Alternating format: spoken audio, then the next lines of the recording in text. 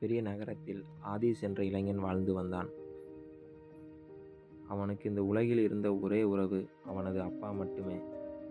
அவன் சிறு வயதிலேயே அம்மாவை இழந்ததால் அந்த வெற்றிடம் அவன் மனதில் எப்போதும் இருந்தது. அவனது அப்பா அந்த நகரில் பெரிய கோடீஸ்வரர்களில் ஒருவர். அதனால் ஆதிஸ் சிறு வயதிலிருந்தே எந்த கஷ்டத்தையும் அறியாமல் செல்வ செழிப்பில் வளர்ந்தவன். ஆனால் பணம் அவனுக்கு எல்லாம் கொடுத்தாலும் ஒரு பெண்ணின் உண்மையான அன்பை மட்டும் தரவில்லை. அவனை சுற்றி இருந்த பெண்கள் அனைவரும் அவன் மனதை அல்ல, அவன் பணத்தை மட்டுமே பார்த்தார்கள். அதனால் காதல் என்ற வார்த்தை அவனுக்கு நம்பிக்கையில்லாத ஒன்றாகிவிட்டது. ஒரு நாள் மாலை ஆதிஸ் காரில் சென்று கொண்டிருந்த போது சாலையோரம் நின்றிருந்த ஒரு பெண்ணை பார்த்தான்.